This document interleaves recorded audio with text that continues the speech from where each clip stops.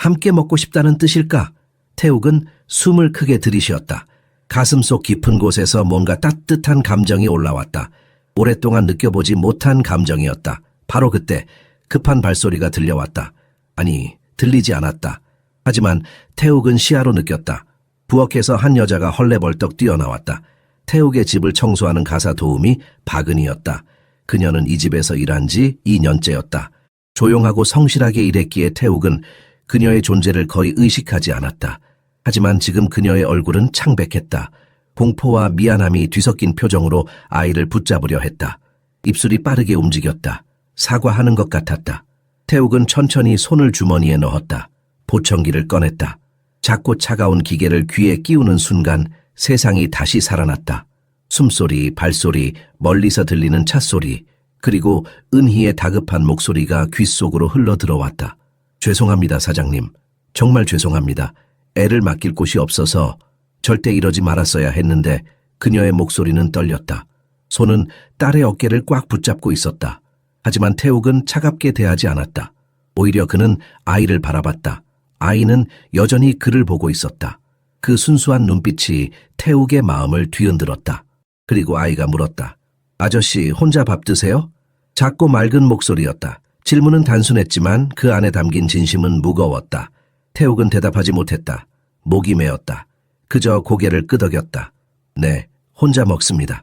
늘 혼자였습니다. 그렇게 대답하고 싶었지만 말이 나오지 않았다. 아이는 그의 침묵을 이해한 듯 고개를 가우뚱했다. 그리고 다시 물었다. 그럼 저랑 같이 드실래요? 그 순간 태욱의 가슴속 무언가가 무너졌다. 오랫동안 쌓아온 벽이 그 작은 목소리 하나에 금이 갔다. 그는 천천히 고개를 끄덕였다. 그리고 자신도 모르게 말했다.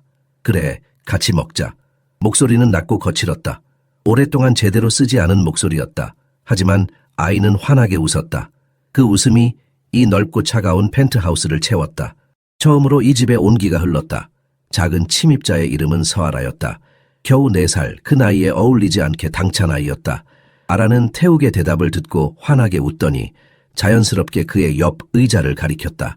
마치 이 집 주인이 자신인 것처럼 편안한 몸짓이었다. 태욱은 멍하니 그 모습을 바라봤다. 이 아이는 왜 두려워하지 않는 걸까?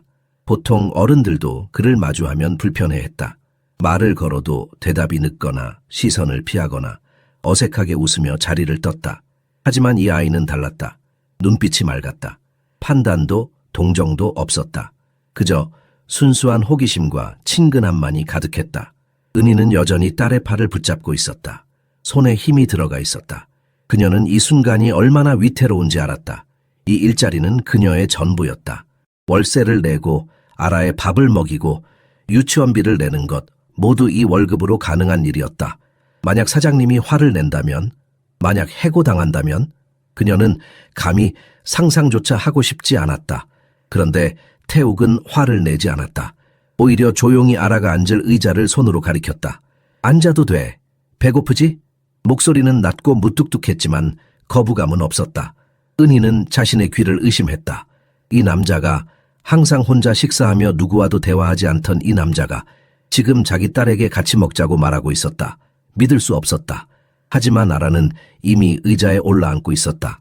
짧은 다리를 까딱까딱 흔들며 분홍색 도시락 가방을 식탁 위에 올려놓았다.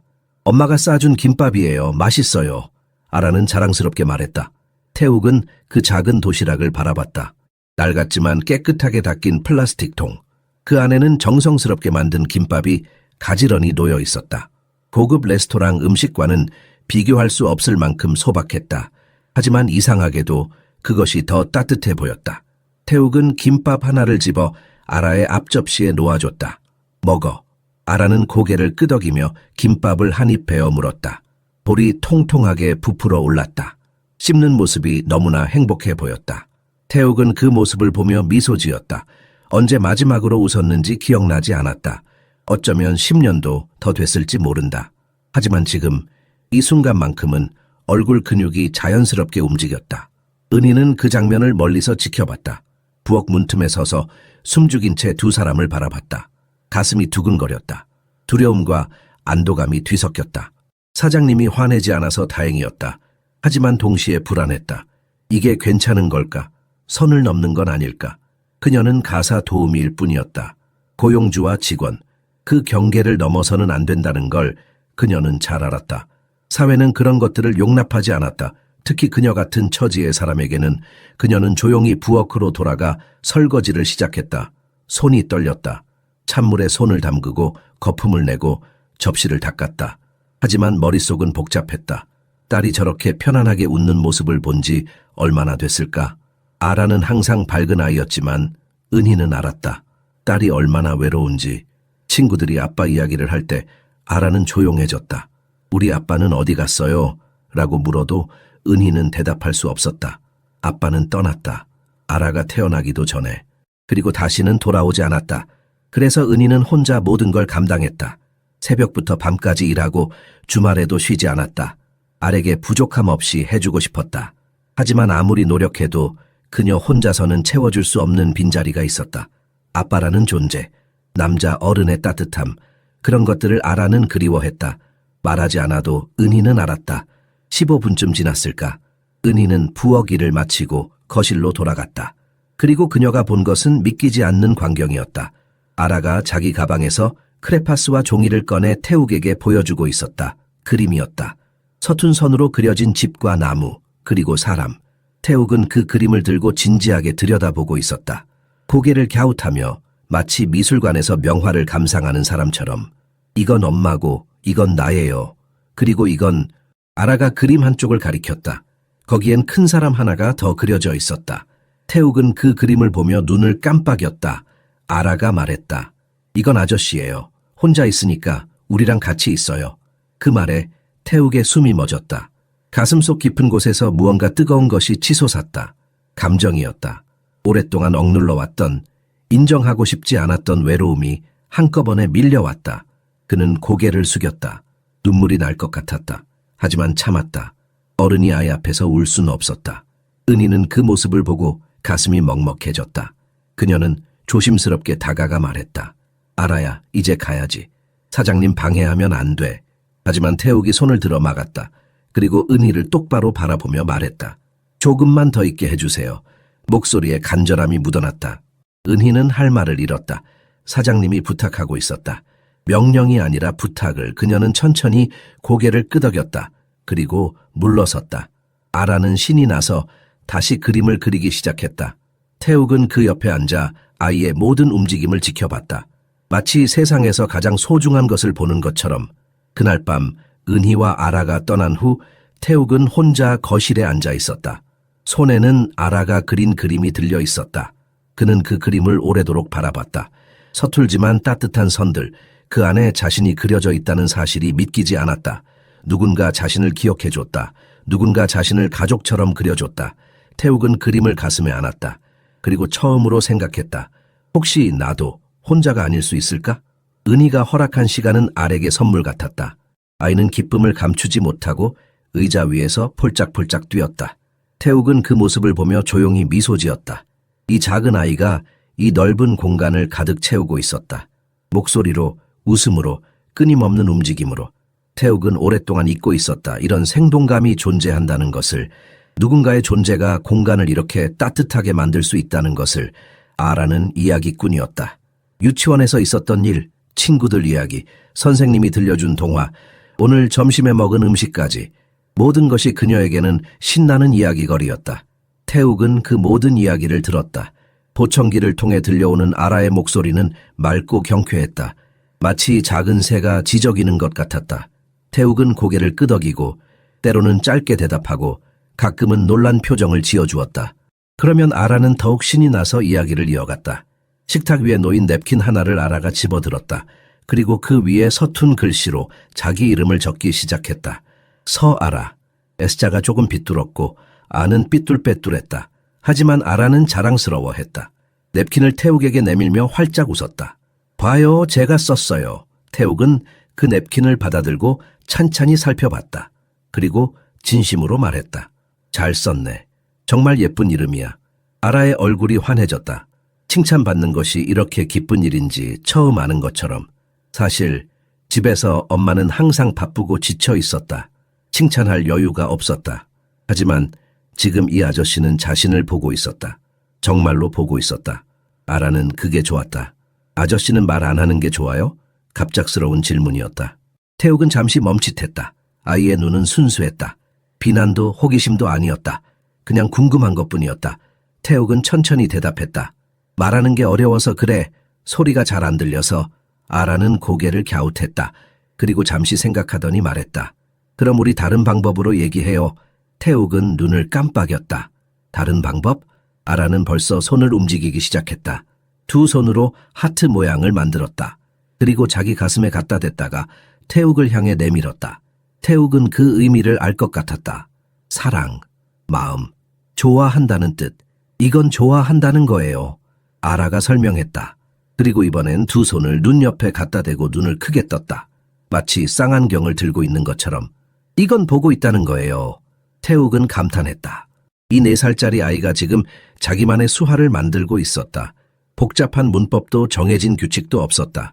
그저 순수한 상상력과 배려로 만든 언어. 태욱은 천천히 따라했다. 손으로 하트를 만들고 눈 옆에 손을 갖다 댔다. 아라는 박수를 치며 기뻐했다. 맞아요. 아저씨 잘하시네. 두 사람은 계속해서 새로운 신호를 만들어갔다. 배고프다는 표현, 졸리다는 표현, 행복하다는 표현. 아라가 만들고 태욱이 따라하고 둘이 함께 웃었다. 이렇게 간단한 방법으로도 소통할 수 있다는 게 신기했다. 아니, 어쩌면 이게 진짜 소통인지도 몰랐다.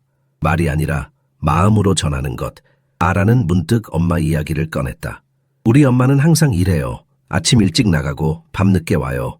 피곤한데도 저랑 놀아줘요. 목소리에 자랑스러움이 묻어났다. 태욱은 아라의 눈을 바라봤다. 그 안에는 사랑이 가득했다. 엄마를 향한 순수하고 깊은 사랑. 태욱은 부엌 쪽을 슬쩍 바라봤다. 은희가 설거지를 하고 있었다. 작은 책으로 꾸준히 손을 움직이는 모습. 그녀의 삶이 얼마나 고된지 상상이 됐다. 새벽에 일어나 딸을 깨우고 유치원에 데려다주고 이 집 저 집을 다니며 청소하고 저녁에 딸을 데리러 가고 집에 돌아가 밥을 하고 쉴 틈 없는 하루. 그런데도 딸 앞에서는 웃는 얼굴을 보이려 애쓰는 모습. 태욱은 가슴이 먹먹해졌다. 자신은 무엇을 가지고 있었는가? 돈은 많았다. 큰 집도 있었다. 하지만 사랑은 없었다. 누군가를 위해 애쓸 이유도 없었다. 반면 은희는 가진 건 없었지만 사랑으로 가득했다. 그 차이가 태욱을 부끄럽게 만들었다. 엄마는 세상에서 제일 힘이 세운 아라가 말했다. 태욱은 고개를 끄덕였다. 정말 그렇구나. 그 작은 몸으로 세상과 맞서 싸우며 딸을 지키는 여자. 그게 얼마나 대단한 일인지 태욱은 이제야 알 것 같았다. 시간이 흘러 은희가 다시 거실로 돌아왔다. 아라를 데려가야 할 시간이었다. 하지만 태욱은 자리에서 일어나지 않았다. 그는 은희를 바라보며 말했다. 다음에도 아라를 데려오세요. 은희는 놀란 표정을 지었다. 태욱은 계속 말했다. 괜찮아요. 아이가 있으면 좋으니까. 마지막 말은 거의 속삭임에 가까웠다. 하지만 은희는 들었다. 그녀의 눈이 촉촉해졌다. 고맙다는 말도 미안하다는 말도 할 수 없었다. 그저 깊게 고개를 숙였다.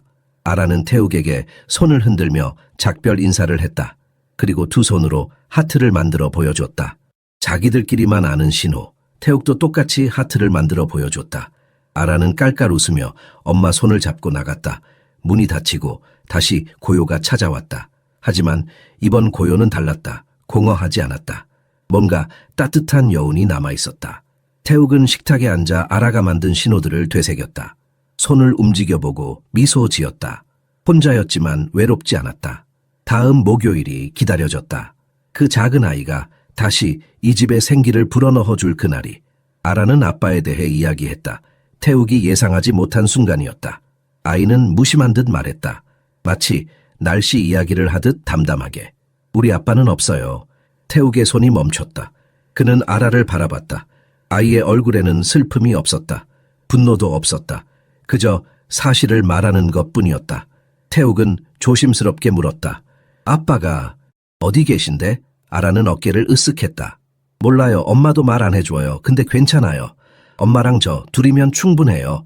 그 말에 태욱의 가슴이 철렁했다. 4살. 고작 4살짜리. 아이가 벌써 이런 말을 하고 있었다. 아빠의 빈자리를 채우기 위해, 아니 엄마가 상처받지 않도록 스스로를 다독이고 있었다. 태욱은 그 어린 영혼의 강인함에 숙연해졌다.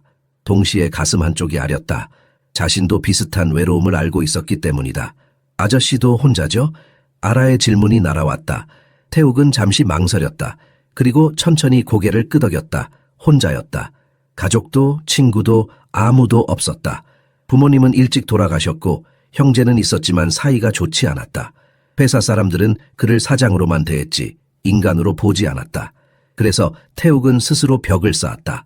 아무도 들어오지 못하게, 아무에게도 상처받지 않기 위해. 그럼 우리 같이 있어요. 아라가 말했다. 작은 손이 태욱의 큰 손 위에 올라왔다. 따뜻했다. 그 온기가 태욱의 팔을 타고 올라와 가슴까지 닿았다. 아라는 진지한 얼굴로 말을 이었다. 혼자 있으면 무서울 때도 있잖아요. 근데 둘이 있으면 안 무서워요. 그러니까 우리 같이 혼자 있어요. 말은 앞뒤가 안 맞았지만 태욱은 그 의미를 이해했다. 함께하는 고독, 서로의 외로움을 나누는 것, 그게 위로가 될 수 있다는 것. 태욱은 아라의 손을 가만히 감싸 쥐었다. 아이의 손은 너무나 작았다. 하지만 그 안에 담긴 힘은 컸다. 세상 어떤 말보다 강한 힘이었다. 고맙다, 아라야. 태욱의 목소리가 갈라졌다. 감정이 복받쳐 올라왔다. 아라는 고개를 갸웃하며 물었다. 왜 울어요?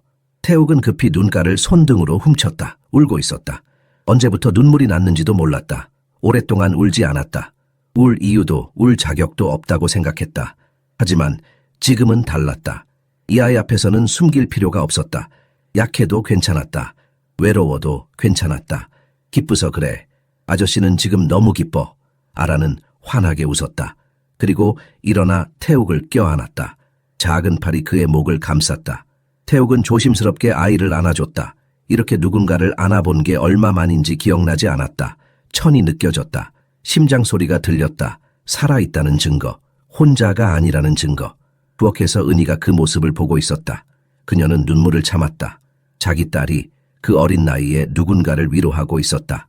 태어날 때부터 아빠 없이 자란 아이가 오히려 어른에게 온기를 나눠주고 있었다. 은희는 자랑스러웠다. 동시에 미안했다. 딸에게 더 많은 걸 해주지 못해서, 아빠를 찾아주지 못해서. 하지만 아라는 불평하지 않았다. 오히려 엄마를 위로했다. 엄마, 우리 둘이면 충분해요 라고 말해줬다. 그런 딸이 지금 다른 사람의 상처를 어루만지고 있었다. 은희는 가슴이 벅찼다. 자기가 제대로 키우고 있는 걸까? 딸에게 충분한 사랑을 주고 있는 걸까? 불안했다. 하지만 지금 이 순간만큼은 확신했다. 아라는 잘 자라고 있었다.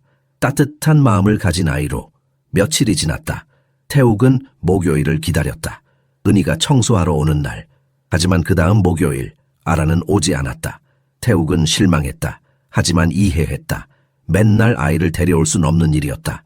은희도 부담스러웠을 것이다. 태욱은 책상에 앉아 서류를 들여다봤지만 집중이 되지 않았다. 자꾸 거실 쪽을 돌아봤다. 아라의 목소리가 들릴까 싶어서. 하지만 고요만 있었다.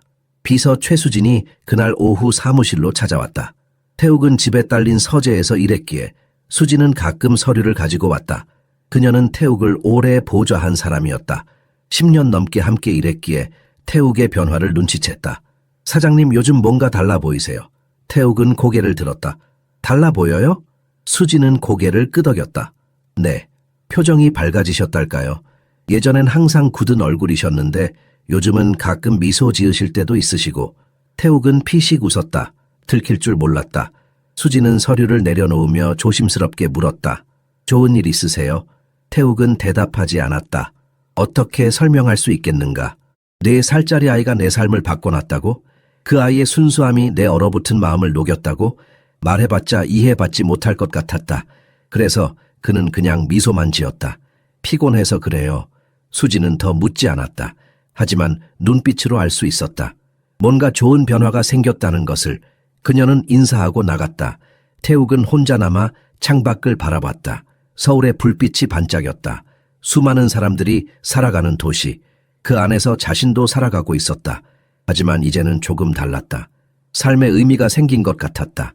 기다릴 무언가가 생긴 것 같았다. 다음 목요일, 태욱은 아침부터 마음이 들떠 있었다. 오늘은 아라가 올까? 그는 일부러 집에 머물렀다. 회의도 미뤘다. 은희가 오는 시간이 되자 태욱은 서재 문을 살짝 열어두고 귀를 기울였다. 보청기를 켰다. 문 여는 소리가 들렸다. 은희의 발소리. 그리고 또 다른 작은 발소리. 아라였다. 태욱의 심장이 뛰었다. 그는 자리에서 일어나 거실로 나갔다. 그리고 보았다. 분홍색 옷을 입은 아라가 신발을 벗으며 주위를 두리번거리고 있었다. 아이는 태욱을 발견하고 환하게 웃었다. 아저씨, 그 목소리 하나에 태욱의 하루가 밝아졌다. 그는 무릎을 꿇고 아라와 눈높이를 맞췄다. 아라가 달려와 그를 껴안았다. 태욱은 아이를 꼭 안아줬다. 이 작은 존재가 얼마나 소중한지 이제 그는 알았다. 외로움을 이기는 방법을, 살아갈 이유를. 그건 바로 이런 순간들이었다.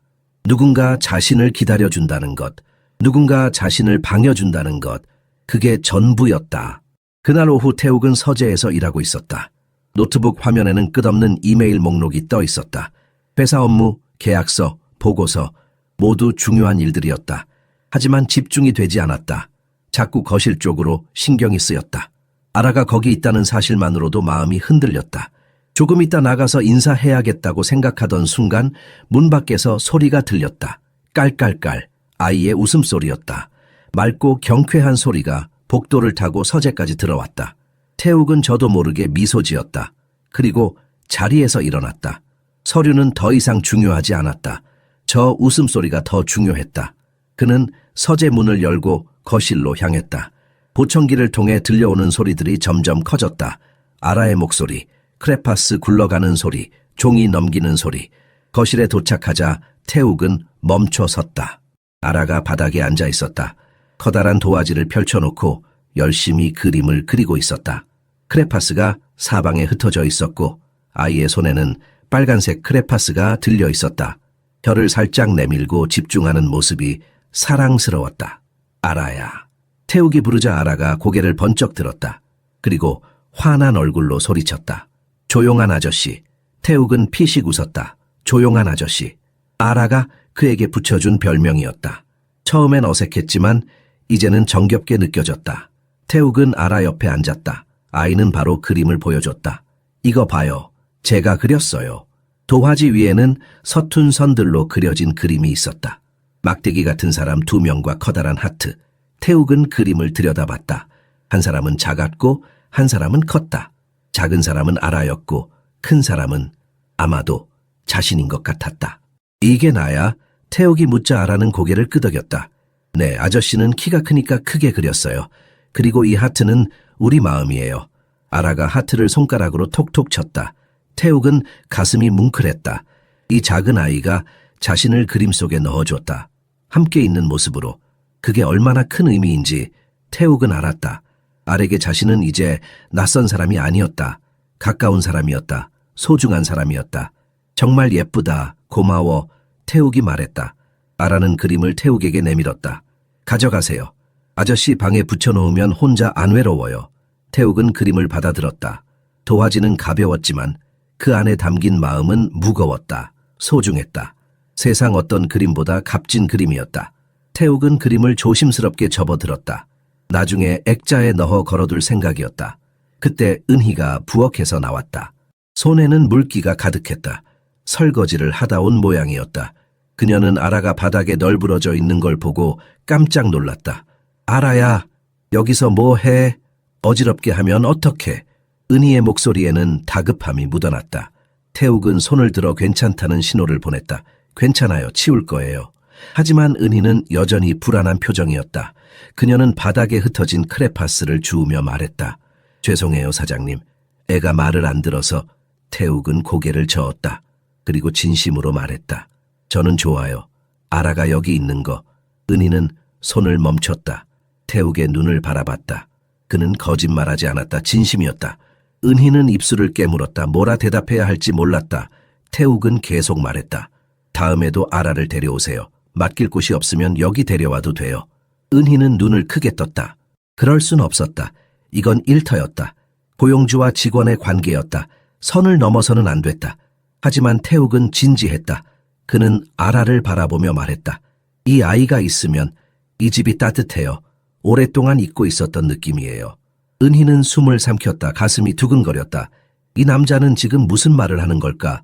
외로웠다는 걸까? 그녀는 늘 태욱을 부러워했다. 큰 집, 많은 돈, 좋은 차, 모든 걸 가진 사람이라고 생각했다. 하지만 지금 보니 그게 아니었다. 이 사람도 외로웠다. 혼자였다. 아무도 없었다. 아라가 태욱의 팔을 잡아당겼다. 아저씨, 저 자주 와도 돼요? 태욱은 고개를 끄덕였다. 그럼 자주 와. 아라는 손뼉을 치며 기뻐했다. 그리고 엄마를 돌아보며 소리쳤다. 엄마 들었어? 나 자주 와도 돼? 은희는 복잡한 표정으로 딸을 바라봤다. 그리고 태욱을 봤다. 그는 미소 짓고 있었다. 진심 어린 미소였다. 은희는 천천히 고개를 끄덕였다. 감사합니다, 사장님. 목소리가 떨렸다. 감사함과 미안함이 뒤섞인 목소리였다. 태욱은 손을 저었다. 제가 고마워요. 그 말에 은희는 눈가가 뜨거워졌다. 그녀는 급히 고개를 돌려 부엌으로 돌아갔다. 더 이상 참을 수 없었다. 혼자 있는 곳에서 조용히 눈물을 훔쳤다. 세상이 자기한테만 가혹한 줄 알았다. 하지만 아니었다. 누구에게나 외로움은 있었다. 부자든 가난한 사람이든. 그리고 지금 이 남자와 자기 딸이 서로의 외로움을 채워주고 있었다. 저녁이 되어 은희와 아라는 집으로 돌아갔다. 문이 닫히고 다시 고요가 찾아왔다. 태욱은 거실에 홀로 남았다. 손에는 아라가 그린 그림이 들려 있었다. 그는 천천히 일어나 부엌으로 갔다. 냉장고 문을 열고 자석으로 그림을 붙였다. 냉장고 한가운데 눈에 잘 띄는 곳에, 그리고 한 걸음 물러서서 그림을 바라봤다. 두 사람과 하나의 하트. 간단한 그림이었지만 그 안에는 모든 게 담겨 있었다. 희망, 사랑, 연결. 태욱은 오랫동안 그림을 바라봤다. 가슴속 깊은 곳에서 따뜻한 감정이 차올랐다. 행복이었다. 오랜만에 느끼는 진짜 행복이었다. 밤이 깊어갔다. 태욱은 침대에 누웠지만 잠이 오지 않았다. 자꾸 아라 생각이 났다. 저 아이는 지금 뭐 하고 있을까? 잠들었을까? 꿈은 꾸고 있을까? 태욱은 눈을 감았다. 그리고 처음으로 기도했다. 신을 믿지 않았지만 그래도 기도했다. 아라가 행복하게 자라길, 은희가 건강하길, 그리고 자신이 이 두 사람과 조금 더 오래 함께할 수 있길. 고요한 밤, 펜트하우스 안에서 태욱은 미소 지었다. 냉장고에 붙은 그림 한 장이 그의 삶을 바꿔놓고 있었다. 천천히, 하지만 확실하게. 그는 더 이상 혼자가 아니었다. 목요일이 왔다. 그리고 또 갔다. 그리고 또 왔다. 어느새 한 달이 흘렀다. 아라는 이제 태욱의 집에 오는 것이 익숙해졌다. 도착하자마자 신발을 벗고 가방을 소파에 던지고 조용한 아저씨라고 외치며 집 안을 뛰어다녔다. 태욱은 그 모습을 보며 웃었다. 이제는 그 소리가 없으면 허전했다. 목요일마다 그는 일찍 일어났다. 거실을 정리하고 아라가 좋아할 만한 간식을 준비했다. 과일도 깎아두고 우유도 데워뒀다. 은희는 그런 태욱을 보며 마음이 복잡했다. 고마웠다. 하지만 동시에 조심스러웠다. 이 관계가 어디까지 가야 하는 걸까? 그녀는 여전히 직원이었고 태욱은 고용주였다. 하지만 아라와 태욱의 관계는 그런 틀을 벗어나고 있었다. 둘은 친구처럼, 아니 가족처럼 가까워지고 있었다. 어느 목요일 오후 아라는 태욱에게 책을 읽어달라고 조르고 있었다. 유치원에서 빌려온 그림책이었다. 토끼와 거북이 이야기였다. 태욱은 소파에 앉아 아라를 무릎에 앉혔다. 그리고 천천히 책을 읽어줬다. 목소리는 낮고 부드러웠다. 아라는 가만히 듣고 있었다. 가끔 그림을 손가락으로 가리키며 질문했다. 토끼는 왜 잠을 잤어요? 태욱은 생각했다. 그리고 대답했다. 너무 자신만만해서 그랬나 봐. 거북이가 느리니까 이길 거라고 생각했겠지. 아라는 고개를 끄덕였다. 그럼 나쁜 토끼네요. 태욱은 웃었다. 나쁘진 않아. 그냥 실수한 거지. 아라는 잠시 생각하더니 말했다. 그럼 다음엔 안 그러면 되겠네요. 순수한 결론이었다. 태욱은 아라의 머리를 쓰다듬었다. 이 아이는 세상을 너무 단순하게 봤다. 하지만 어쩌면 그게 맞는 것일지도 몰랐다. 복잡하게 생각할 필요 없이 잘못했으면 다음엔 안 하면 되는 것. 간단했다. 책을 다 읽고 나자 아라는 태욱의 품에서 내려와 바닥에 드러누웠다. 천장을 보며 혼잣말처럼 중얼거렸다. 여기가 좋아요. 태욱은 아라를 내려다봤다. 여기가? 아라는 고개를 끄덕였다. 네, 넓고 깨끗하고 조용해요. 그리고 아저씨가 있어요. 마지막 말이 가장 중요하다는 듯 힘을 줘서 말했다. 태욱은 가슴이 뜨거워졌다. 이 아이에게 자신이 의미가 있었다. 단순히 집이 좋은 게 아니라 자신이 있어서 좋은 것이었다. 그게 얼마나 큰 의미인지 태욱은 뼈저리게 느꼈다. 나도 아라가 있어서 좋아. 태욱이 조용히 말했다. 아라는 벌떡 일어나 태욱을 바라봤다. 눈이 반짝였다. 진짜요? 태욱은 고개를 끄덕였다. 진짜야.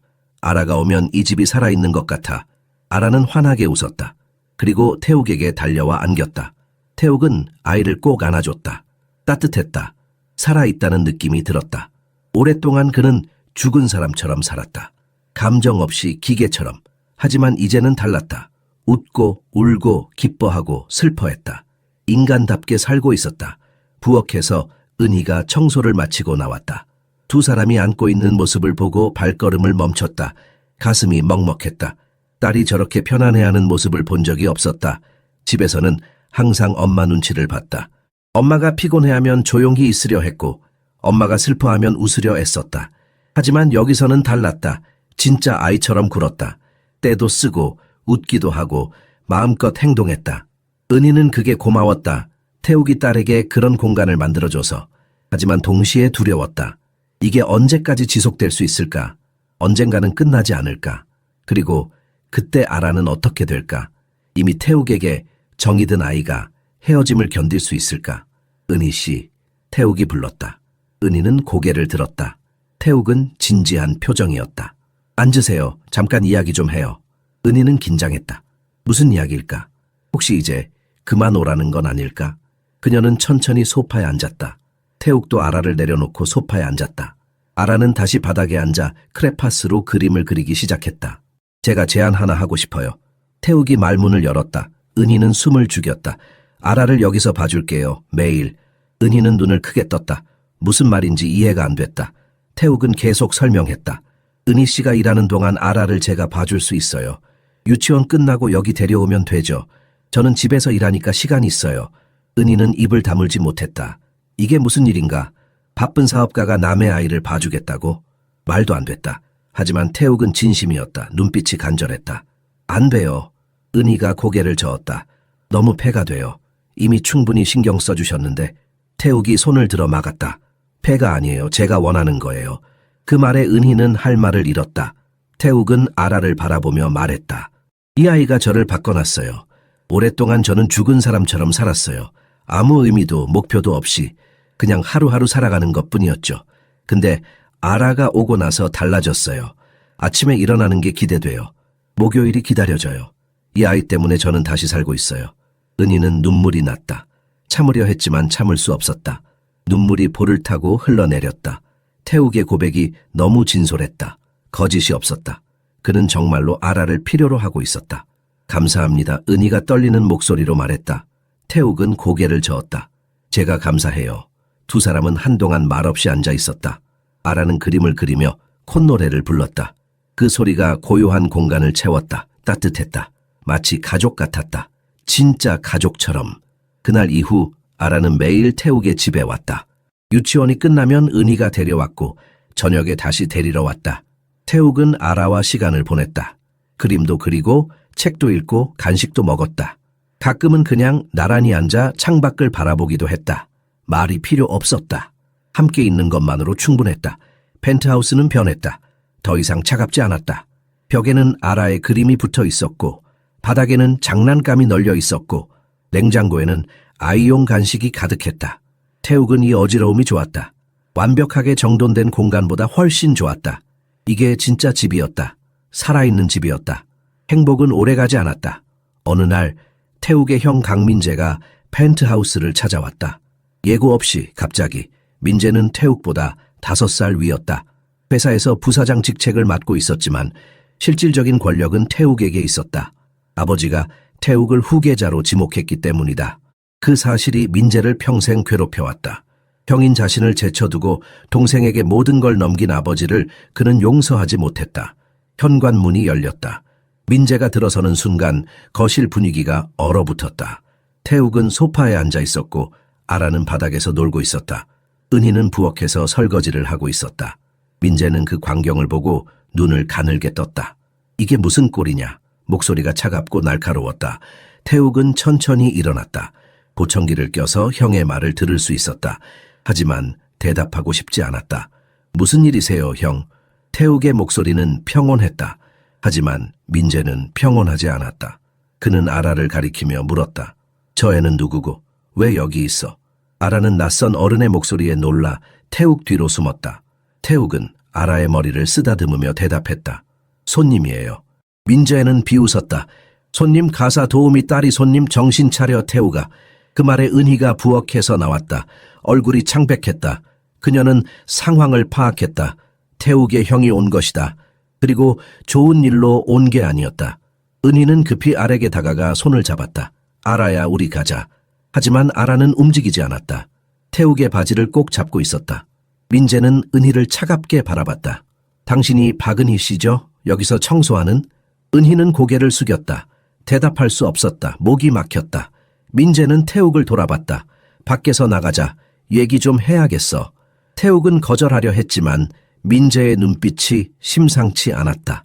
그는 은희를 바라보며 조용히 말했다. 잠깐만요. 금방 올게요. 은희는 고개를 끄덕였다. 하지만 불안했다. 가슴이 두근거렸다. 무슨 일이 벌어질지 알 수 없었다. 태욱과 민재는 밖으로 나갔다. 복도에서 민재가 입을 열었다. 정신 나갔어? 가사 도우미랑 뭐 하는 거야?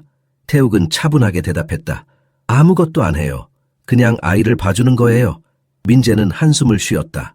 세상이 뭐라고 하는지 알아. 회사 사람들이 뭐라고 수군대는지 알아. 태욱은 모르고 있었다. 아니, 신경 쓰지 않았다. 하지만 민재는 달랐다. 그에게 체면과 명예는 중요했다. 강씨 집안의 이름은 지켜야 했다. 다들 네가 그 여자랑 뭔가 있다고 생각해. 부적절한 관계라고. 태욱은 눈살을 찌푸렸다. 아무 관계도 아니에요. 민재는 비웃었다. 그래? 그럼 왜 남의 딸을 매일 봐주는데 왜 가사 도우미를 집에 들이고 있어? 태욱은 대답하지 못했다. 설명할 수 없었다. 아라가 자신에게 얼마나 중요한지, 은희가 얼마나 힘들게 사는지, 그런 걸 형은 이해하지 못할 것이다. 그 여자 해고시켜. 민재가 명령했다. 태욱은 고개를 저었다. 안 돼요. 민재의 얼굴이 굳었다. 뭐? 태욱은 형을 똑바로 바라봤다. 은희 씨를 해고할 수 없어요. 그 사람은 잘못한 게 없어요. 민재는 웃었다. 차갑고 비꼬는 웃음이었다. 잘못한 게 없어? 사장을 꼬셔서 자기 딸까지 돌봐주게 만들었는데? 태욱은 화가 났다. 주먹을 쥐었다. 하지만 참았다. 형과 싸우고 싶지 않았다. 형, 가세요. 이건 제 일이에요. 민재는 한참 태욱을 노려봤다. 그리고 경고했다. 좋아. 내 맘대로 해. 근데 나중에 후회하지 마. 이 일이 회사에 어떤 영향을 미칠지 생각해봐. 그 말을 남기고 민재는 떠났다. 태욱은 복도에 혼자 남았다. 가슴이 답답했다. 형의 말이 머릿속을 맴돌았다. 세상이 자신을 어떻게 보는지는 신경 쓰지 않았다. 하지만 은희는 어떨까? 그녀가 상처받지 않을까? 그녀가 소문 때문에 고통받지 않을까? 태욱은 집으로 돌아갔다. 은희와 아라는 현관에 서 있었다. 떠날 준비를 하고 있었다. 은희의 눈은 붉었다. 울었던 것 같았다. 아라는 엄마 손을 꼭 잡고 있었다. 가시는 거예요? 태욱이 물었다. 은희는 고개를 끄덕였다. 죄송해요 사장님 폐 끼쳐서. 태욱은 고개를 저었다. 폐 안 끼쳤어요. 형이 잘못 생각한 거예요. 은희는 쓴웃음을 지었다. 아니에요. 제가 선을 넘었어요. 직원이 이러면 안 되는 건데. 태욱은 다가가려 했지만 은희는 물러섰다. 거리를 뒀다. 그 거리가 태욱의 가슴을 아프게 했다. 아라를 더 이상 데려올 수 없을 것 같아요. 죄송합니다. 아라가 울음을 터뜨렸다. 싫어. 아저씨랑 있고 싶어. 은희는 딸을 안아 올렸다. 아라가 발버둥 쳤지만 은희는 놓지 않았다. 태욱은 무기력하게 그 모습을 지켜봤다. 아무것도 할 수 없었다. 은희를 붙잡을 수 없었다. 그녀의 결정을 존중해야 했다. 은희 씨, 태욱이 불렀다. 은희는 돌아봤다. 눈물이 흘러내리고 있었다. 미안해요. 그 말만 남기고 은희는 문을 나갔다. 아라의 울음소리가 복도에 울려 퍼졌다. 그리고 점점 멀어졌다. 태욱은 닫힌 문을 바라봤다. 다리에 힘이 빠졌다. 그 자리에 주저앉았다. 모든 게 끝난 것 같았다. 다시 혼자가 된 것 같았다. 펜트하우스는 다시 고요해졌다. 하지만 이번 고요는 달랐다. 고통스러웠다. 견딜 수 없을 만큼. 그날 밤 태욱은 잠들지 못했다. 침대에 누워 천장을 바라봤다. 어둠 속에서 아라의 얼굴이 떠올랐다. 우는 얼굴, 자신을 향해 손을 뻗는 모습. 그 장면이 계속 반복됐다. 태욱은 눈을 감았다. 하지만 소용없었다. 아라의 울음소리가 귓속에 맴돌았다. 싫어. 아저씨랑 있고 싶어. 그 절규가 가슴을 찢었다. 새벽 5시, 태욱은 포기하고 일어났다. 거실로 나갔다. 냉장고에 붙은 아라의 그림이 눈에 들어왔다. 두 사람과 하트. 태욱은 그림을 떼어냈다. 손으로 쓰다듬었다. 종이가 구겨졌다. 눈물이 떨어졌다. 태욱은 울고 있었다. 소리 없이, 조용히, 가슴이 무너져 내렸다. 왜 자신은 항상 혼자일까? 왜 가까워지면 떠나가는 걸까? 부모님도 일찍 떠났다. 친구들도 하나둘 멀어졌다. 이제 아라마저 떠났다. 태욱은 자신이 저주받은 것 같았다. 누구도 곁에 머물지 않는 삶. 그게 자신의 운명인가? 하지만 포기할 수 없었다. 아라는 달랐다. 은희도 달랐다. 그들은 태욱을 변화시켰다. 살아있게 만들었다. 그걸 포기할 순 없었다. 태욱은 그림을 다시 냉장고에 붙였다. 그리고 결심했다. 찾아가겠다. 은희에게 말하겠다. 자신의 진심을. 다음 날 아침, 태욱은 은희의 주소를 찾았다. 직원 기록에 있었다. 서울 구로구의 작은 빌라. 태욱은 차를 몰고 그곳으로 향했다. 길은 막혔다. 출근 시간이었다. 평소 같으면 짜증났을 텐데 오늘은 달랐다. 기다릴 수 있었다. 은희를 위해서라면. 1시간 후 태욱은 빌라 앞에 도착했다. 낡은 건물이었다. 페인트가 벗겨지고 계단은 삐걱거렸다. 태욱은 3층으로 올라갔다. 은희의 집은 302호였다. 문 앞에 서서 태욱은 숨을 고르고 벨을 눌렀다. 안에서 발소리가 들렸다. 문이 열렸다. 은희였다. 그녀는 태욱을 보고 깜짝 놀랐다. 사장님? 왜? 태욱은 대답하지 않았다. 그냥 그녀를 바라봤다. 은희의 눈은 부어 있었다. 밤새 운 것 같았다. 태욱은 가슴이 아렸다. 들어가도 될까요? 은희는 망설였다. 하지만 거절할 수 없었다. 그녀는 문을 열어줬다. 태욱은 안으로 들어갔다. 집은 작았다. 거실과 방이 하나씩. 부엌은 좁았다. 하지만 깨끗했다. 은희가 얼마나 정성스럽게 살고 있는지 알 수 있었다. 앉으세요. 은희가 말했다. 태욱은 작은 소파에 앉았다. 은희는 맞은편에 앉았다. 두 사람 사이에 침묵이 흘렀다. 태욱이 먼저 입을 열었다. 미안해요. 은희는 고개를 저었다. 사장님이 미안할 게 뭐가 있어요? 제가 선을 넘었어요. 태욱은 앞으로 몸을 기울였다. 아니에요. 형이 잘못했어요. 형은 아무것도 이해하지 못해요. 은희는 쓴웃음을 지었다. 이해할 필요도 없어요. 사실이잖아요. 저는 직원이고 사장님은 고용주예요. 그 이상도 그 이하도 아니에요. 태욱은 고개를 저었다. 아니에요. 우리는 그 이상이에요. 은희는 눈을 들었다. 태욱의 눈빛은 진지했다. 은희 씨, 솔직히 말할게요. 저는 아라가 필요해요. 아니, 은희 씨도 필요해요. 두 분이 제 삶을 바꿨어요. 오랫동안 저는 죽은 사람처럼 살았어요. 근데 이제 살아있어요. 진짜로. 그걸 포기할 수 없어요. 은희는 눈물이 났다. 하지만 참았다. 흔들리면 안 됐다. 사장님, 현실을 봐야 해요. 세상은 우리를 이해하지 못해요. 부자와 가난한 사람, 고용주와 직원, 그 벽은 너무 높아요. 태욱은 손을 뻗어 은희의 손을 잡았다. 은희는 놀라 손을 빼려 했지만 태욱은 놓지 않았다. 벽은 부수면 돼요. 세상이 뭐라든 상관없어요. 중요한 건 우리예요. 우리가 어떻게 느끼는가예요. 은희는 떨렸다. 가슴이 두근거렸다. 이 남자는 진심이었다. 거짓이 없었다. 하지만 그게 더 무서웠다. 만약 이 관계가 깨진다면, 만약 나중에 후회한다면, 은희는 상상할 수 없었다. 아라는요? 아라도 생각해야 해요. 그 애는 이미 사장님한테 정기 들었어요. 만약 헤어지면 아라는 얼마나 상처받을까요? 태욱은 확신에 차서 말했다. 헤어지지 않을 거예요. 약속해요. 은희는 고개를 저었다. 약속할 수 없는 거예요. 미래는 아무도 몰라요. 태욱은 은희의 손을 더 꽉 잡았다. 그럼 지금을 살아요. 지금 이 순간. 지금 우리는 서로 필요해요. 그걸로 충분하지 않아요? 은희는 대답하지 못했다. 태욱의 말이 맞았다. 지금 이 순간 그녀도 태욱이 필요했다. 아라도 필요로 했다. 하지만 두려웠다. 상처받는 게 무서웠다. 딸이 상처받는 게 더 무서웠다. 생각할 시간을 주세요. 은희가 말했다. 태욱은 고개를 끄덕였다. 네, 천천히 생각하세요. 근데 한 가지만 기억해 주세요. 태욱은 일어서며 말했다. 저는 진심이에요. 은희 씨와 아라 없이는 살 수 없어요. 그 말을 남기고 태욱은 나갔다. 은희는 혼자 남았다. 손이 여전히 따뜻했다. 태욱의 온기가 남아있었다. 그녀는 손을 바라봤다. 그리고 울었다. 소리내어 한참 동안 왜 삶은 이렇게 복잡한 걸까? 왜 사랑은 이렇게 어려운 걸까? 방문이 열렸다. 아라가 나왔다. 눈이 부어 있었다. 밤새 울었던 것 같았다. 엄마, 왜 울어? 은희는 급히 눈물을 닦았다. 아니야, 엄마 안 울어. 하지만 아라는 알았다. 엄마가 힘들어하고 있다는 걸. 아라는 엄마 곁에 앉아 작은 손으로 엄마 손을 잡았다. 엄마, 조용한 아저씨한테 가고 싶어. 은희는 딸을 안아줬다. 따뜻했다. 이 작은 생명이 자신의 전부였다. 아라를 위해서라면 뭐든 할 수 있었다. 하지만 지금은 뭐가 맞는지 몰랐다. 태욱에게 가는 게 맞는 걸까? 아니면 멀어지는 게 맞는 걸까?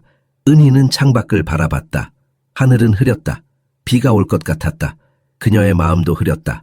앞이 보이지 않았다. 하지만 한 가지는 확실했다. 태욱은 진심이었다. 그리고 자신도 마음이 흔들리고 있었다. 이제 선택해야 했다. 두려움을 택할 것인가? 아니면 사랑을 택할 것인가? 사흘이 지났다. 태욱은 은희의 연락을 기다렸다. 하지만 아무 소식이 없었다. 그는 집중할 수 없었다. 일도 손에 잡히지 않았다. 회의에 들어가도 멍하니 앉아있을 뿐이었다. 수진이 걱정스러운 눈으로 그를 바라봤다. 하지만 아무것도 묻지 않았다. 목요일이 왔다. 예전에는 은희가 오던 날이었다. 태욱은 아침부터 현관문만 바라봤다. 혹시 올까? 혹시 벨이 울릴까? 하지만 아무 일도 일어나지 않았다. 시간은 느리게 흘렀다. 전고가 지나고 오후가 됐다. 태욱은 포기하고 서재로 들어갔다. 더 이상 기다릴 수 없었다. 마음만 아플 뿐이었다.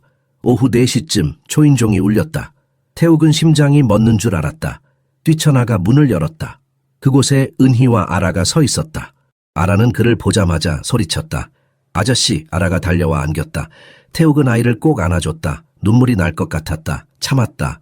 은희를 바라봤다. 그녀는 조용히 미소 지었다. 조심스럽지만 따뜻한 미소였다. 들어와도 될까요? 은희가 물었다. 태욱은 급히 고개를 끄덕였다. 당연하죠. 들어오세요. 세 사람은 안으로 들어갔다. 거실은 여전히 깨끗했다. 하지만 텅 비어 있었다. 아라의 그림도 장난감도 없었다. 아라는 주위를 둘러보며 말했다. 여기 너무 조용해졌어요. 태욱은 쓸쓸하게 웃었다. 그러게, 아라가 없으니까. 아라는 태욱의 손을 잡았다. 이제 왔어요. 다시 시끄럽게 해줄게요. 태욱은 웃었다. 진심으로. 가슴 속 무거운 돌이 치워진 것 같았다. 은희는 소파에 앉으며 말했다. 사장님, 조건이 있어요. 태욱도 앉았다. 진지하게 들을 준비가 됐다. 말씀하세요. 은희는 숨을 깊이 들이쉬었다. 아라를 위해서예요. 아라가 상처받지 않게 해주세요. 만약 나중에 마음이 바뀌면 그땐 미리 말해주세요. 갑자기 사라지지 말아주세요. 태욱은 고개를 끄덕였다. 약속해요. 절대 그러지 않을게요. 은희는 계속 말했다. 그리고 저희 관계를 명확하게 해야 해요. 밖에서는 직원과 고용주, 그걸 지켜야 해요. 세상 사람들이 뭐라 하든 신경 쓰지 않겠지만 사장님 회사는 지켜야 해요. 태욱은 이해했다. 은희는 자신을 생각하고 있었다. 회사를 지키려 하고 있었다. 그게 고마웠다. 알겠어요. 조심할게요. 은희는 마지막으로 말했다. 그리고 천천히 가요. 서두르지 말아요. 태욱은 그 말의 의미를 알았다. 은희도 자신처럼 두려워하고 있었다. 상처받을까봐, 실패할까봐. 하지만 용기를 냈다. 다시 여기 온 것 자체가 용기였다. 천천히 갈게요. 약속해요. 아라는 두 사람이 이야기하는 동안 냉장고로 갔다. 그리고 소리쳤다. 엄마, 내 그림 여기 있어. 은희와 태욱은 아라를 바라봤다. 아이는 자기 그림을 가리키며 환하게 웃고 있었다. 그 그림은 여전히 냉장고 한가운데 붙어 있었다. 태욱이 떼지 않았던 것이다. 은희는 가슴이 따뜻해졌다. 이 남자는 진심이었다. 그날 오후 세 사람은 함께 시간을 보냈다. 예전처럼. 아라는 그림을 그렸고 태욱은 옆에서 지켜봤다. 은희는 청소를 했지만 가끔 거실을 들여다봤다. 태욱과 아라가 웃고 있었다. 그 모습이 자연스러웠다. 마치 원래부터 그랬던 것처럼. 저녁이 됐다. 은희와 아라가 갈 시간이었다. 현관에서 신발을 신으며 아라가 물었다. 내일도 올 수 있어? 태욱은 은희를 바라봤다. 은희는 고개를 끄덕였다. 그래, 내일도 오자. 아라는 기뻐하며 태욱을 껴안았다. 은희는 그 모습을 보며 미소 지었다. 그리고 태욱에게 말했다. 고마워요. 태욱은 고개를 저었다. 제가 고마워요. 돌아와줘서. 두 사람의 시선이 마주쳤다.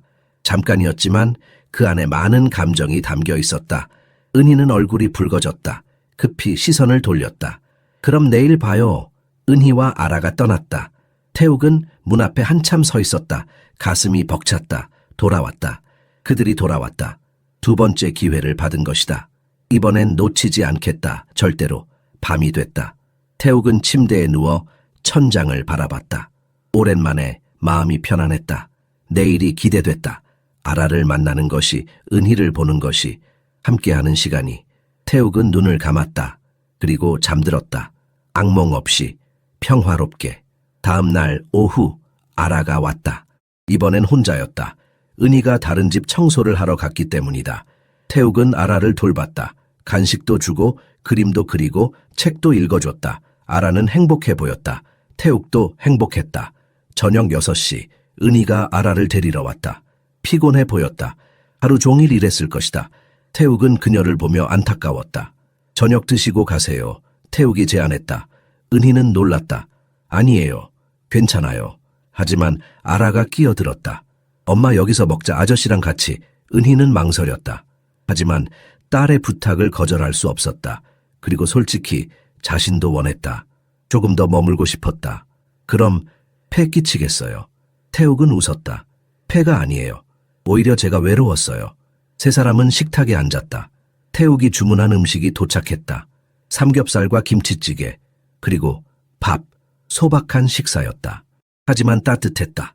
아라는 신이 나서 먹었고 은희는 조용히 밥을 떠먹었다. 태욱은 두 사람을 바라봤다. 이 순간이 영원했으면 좋겠다고 생각했다. 식사 후 은희가 설거지를 하려 했다. 하지만 태욱이 말렸다. 제가 할게요. 앉아 계세요. 은희는 당황했다. 아니에요. 제가 해야죠. 하지만 태욱은 고집했다. 오늘은 제가 하고 싶어요. 두 사람의 눈이 마주쳤다. 은희는 더 이상 반대하지 않았다. 소파에 앉아 아라와 함께 텔레비전을 봤다. 태욱은 부엌에서 설거지를 했다.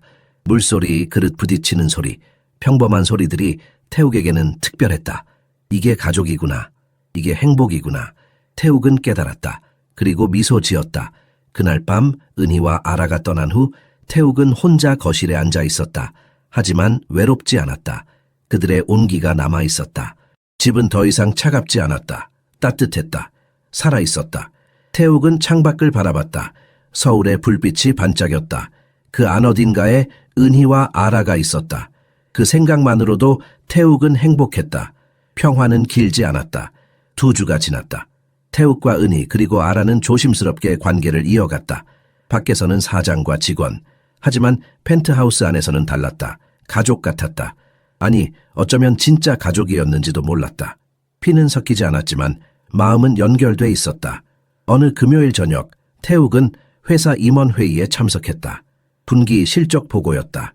지루한 회의였지만 사장으로서 참석해야 했다. 민재도 거기 있었다.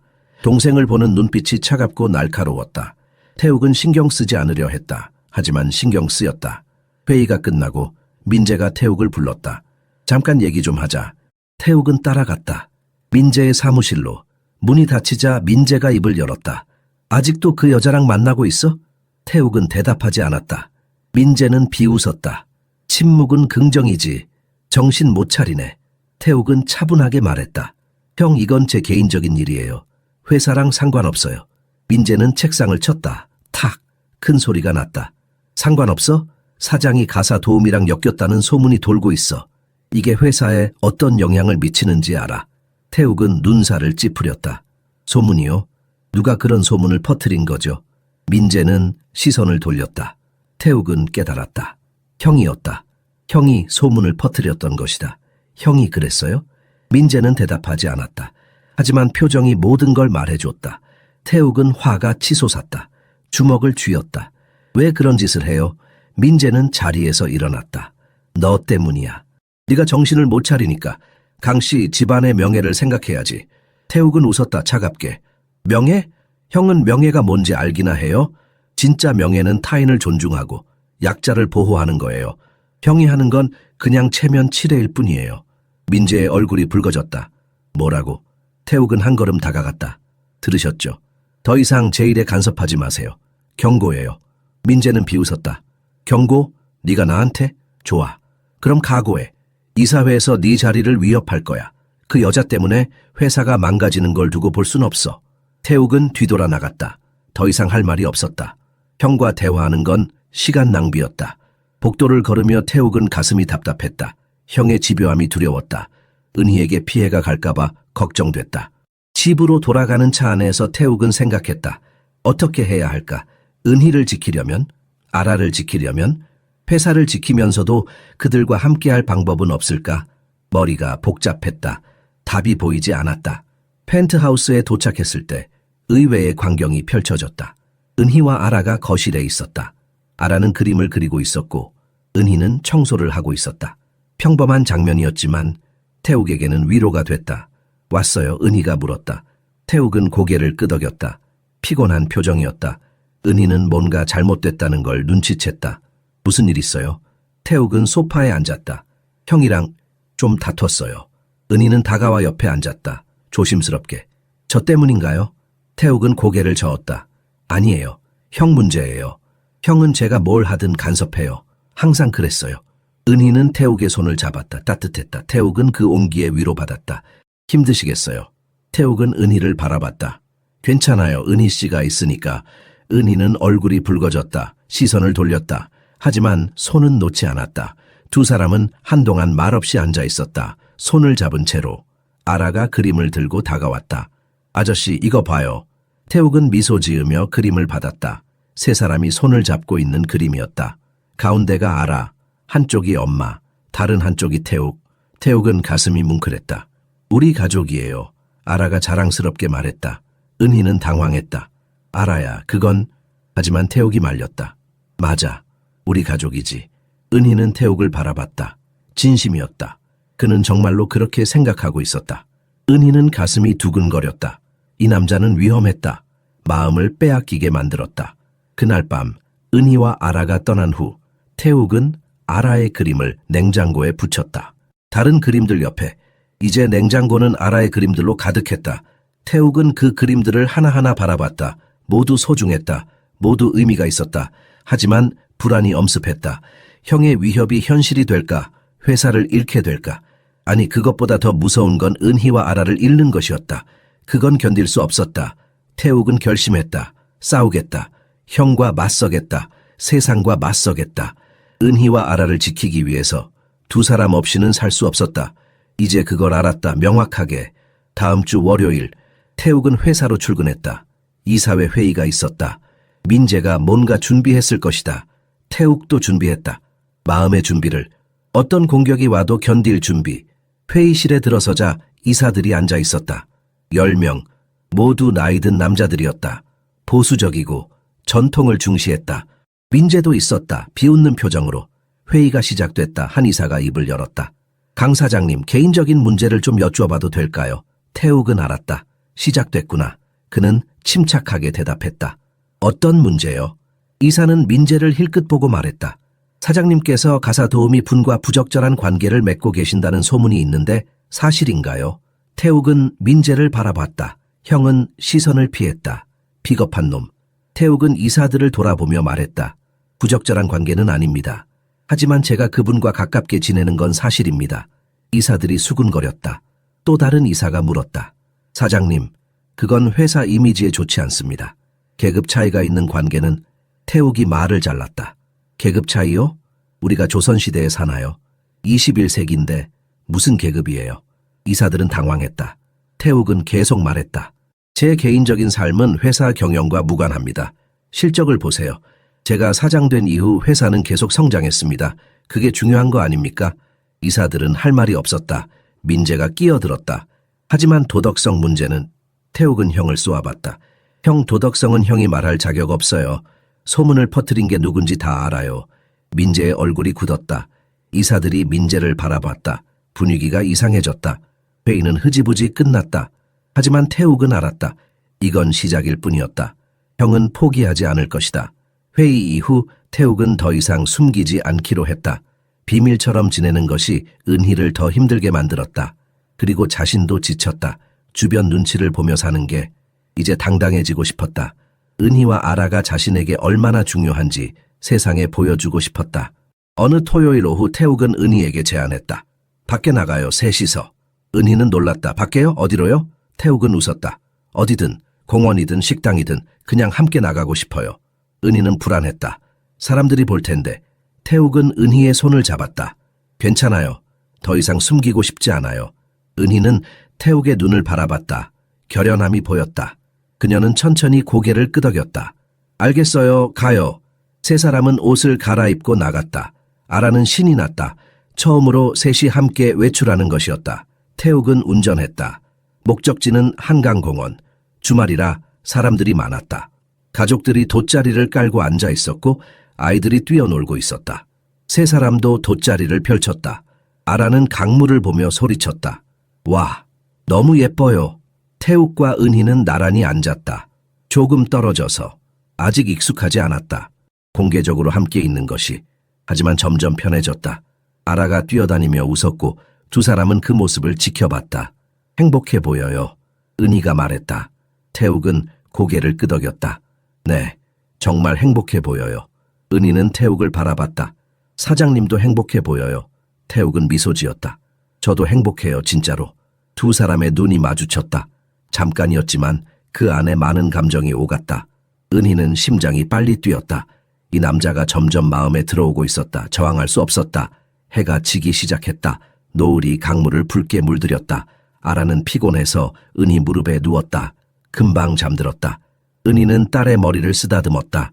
태욱은 그 모습을 보며 생각했다. 이게 가족이구나. 이게 사랑이구나.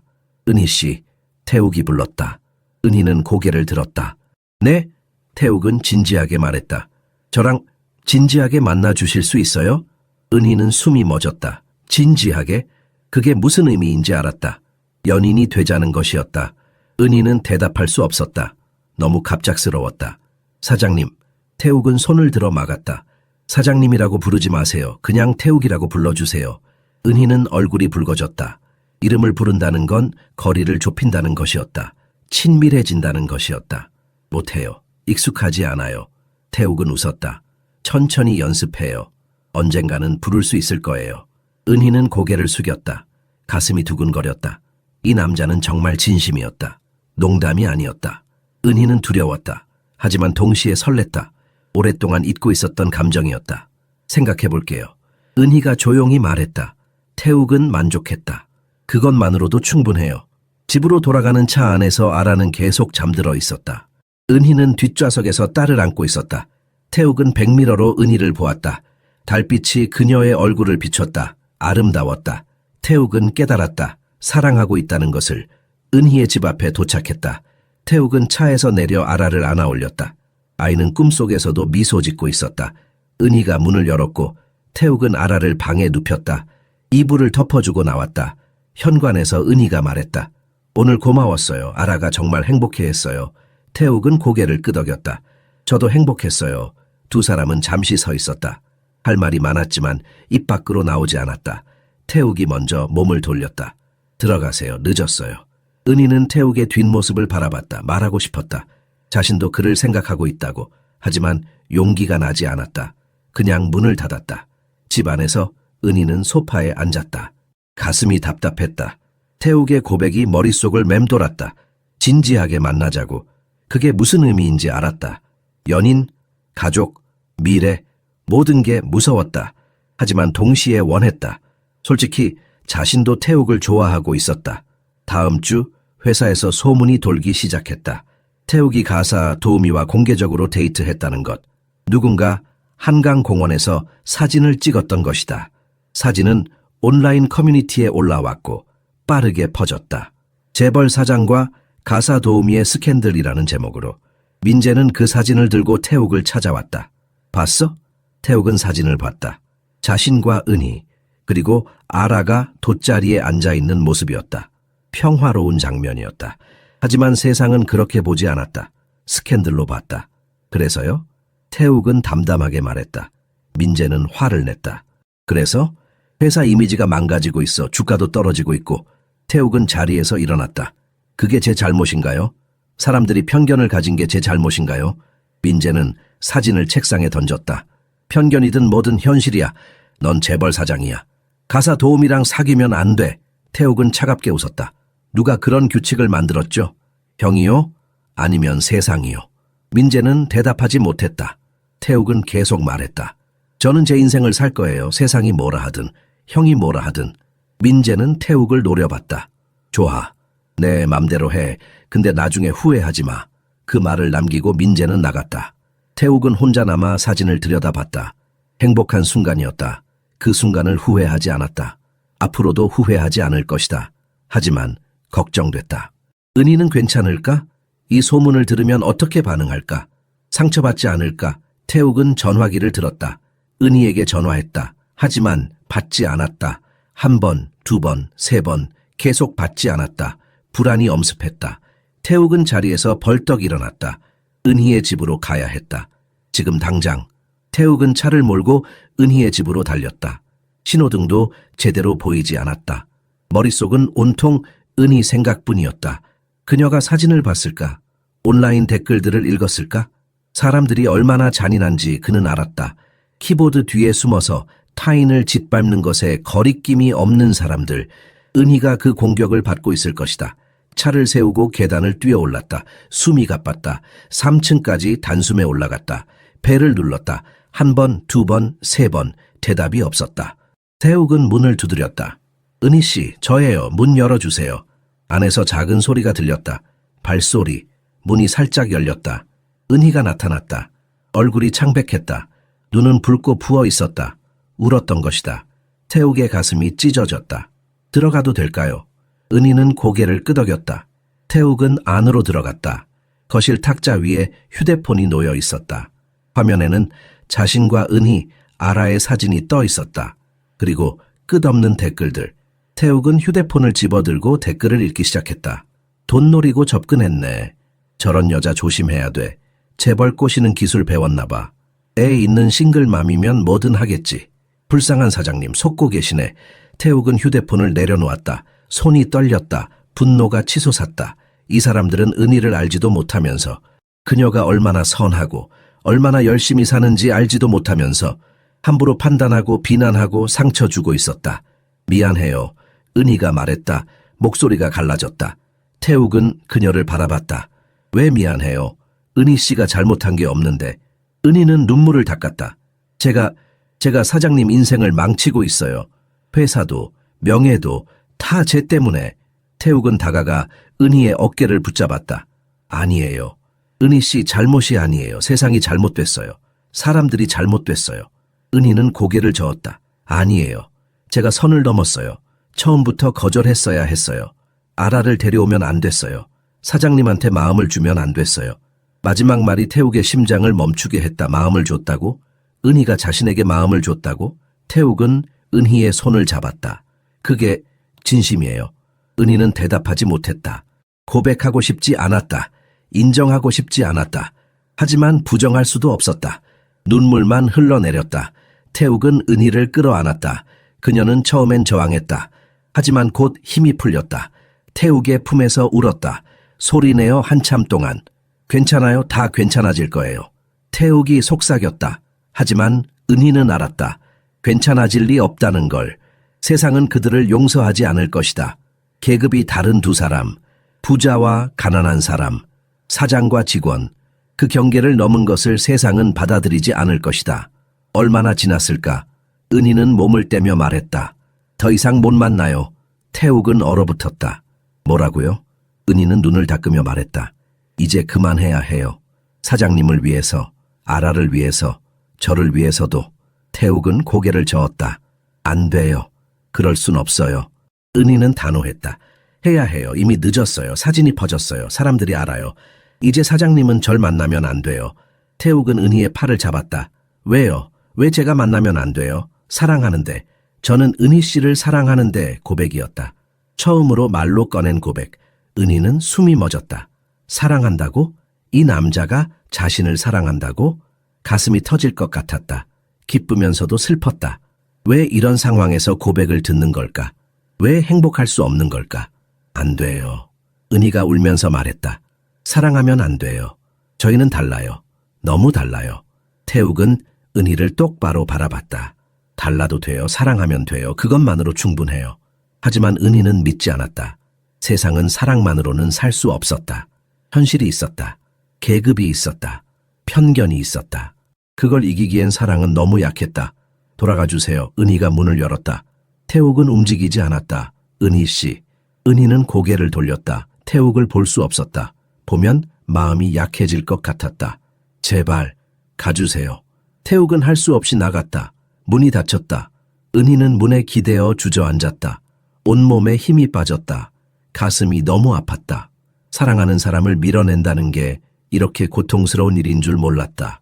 하지만 이게 맞았다. 태욱을 위해, 아라를 위해, 자신을 위해. 방문이 열렸다. 아라가 나왔다. 아이는 엄마가 우는 걸 봤다. 엄마 왜 울어? 아저씨는? 은희는 급히 눈물을 닦았다. 아저씨는 갔어. 아라는 고개를 갸웃했다. 왜? 언제 다시 와?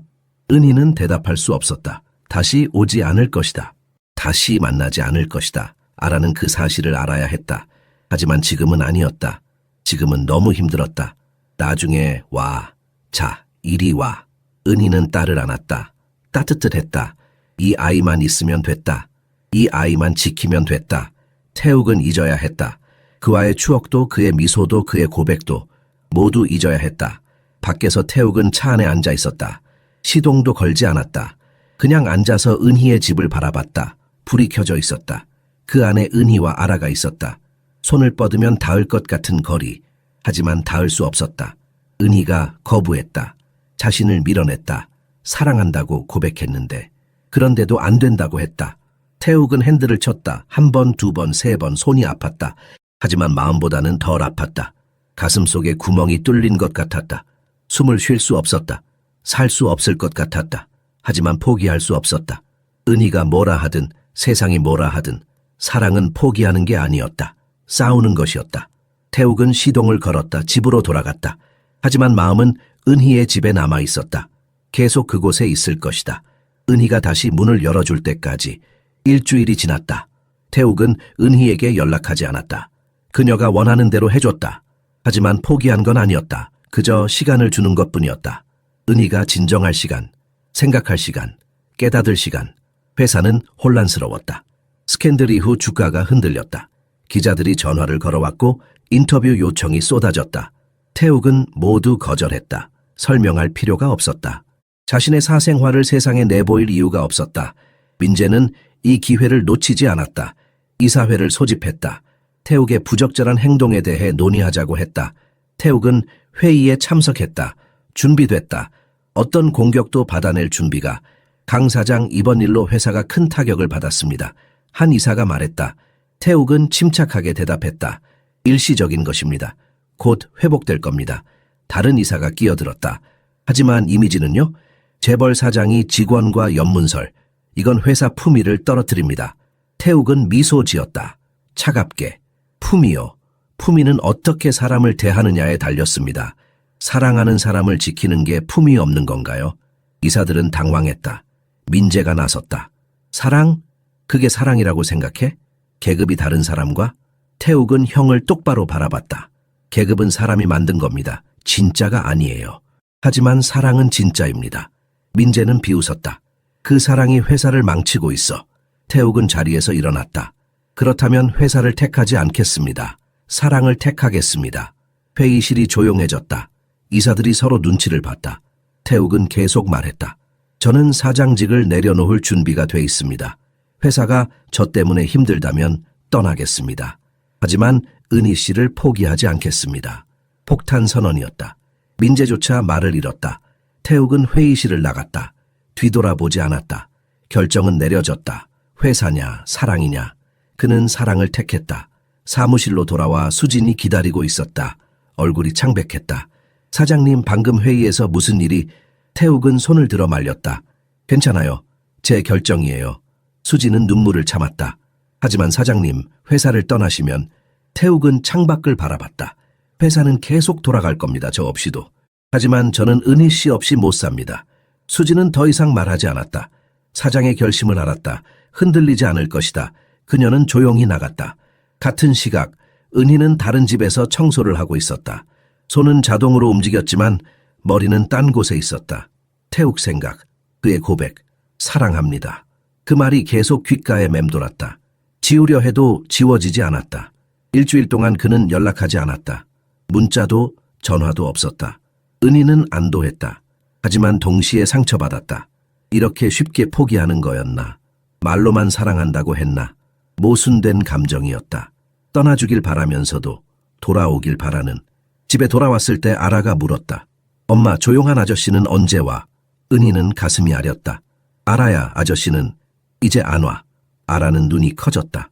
왜, 아저씨가 우리 싫어해? 은희는 고개를 저었다. 아니야, 그냥 바쁘셔서.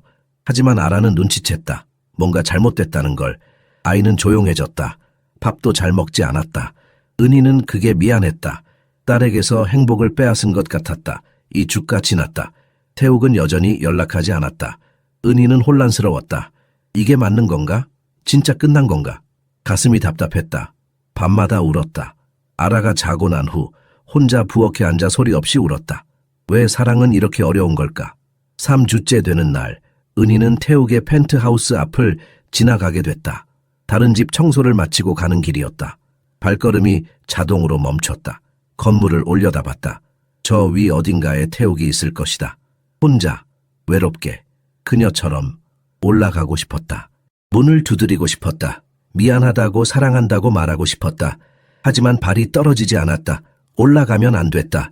다시 시작하면 안 됐다. 더 아플 것이다. 둘 다. 은희는 돌아섰다. 걸어갔다.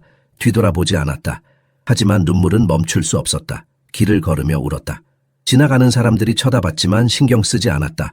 그냥 걷고 울고 집으로 갔다. 같은 날 밤 태욱은 냉장고 앞에 서 있었다. 아라의 그림들을 바라봤다. 하나하나 소중했다. 추억이 담겨 있었다. 웃음이 담겨 있었다. 사랑이 담겨 있었다. 그는 그림 하나를 떼어냈다. 세 사람이 손을 잡고 있는 그림. 우리 가족이라고 아라가 말했던 그림. 태욱은 그림을 안았다. 가슴에 댔다. 따뜻했다. 아직도 온기가 남아있는 것 같았다. 그는 결심했다.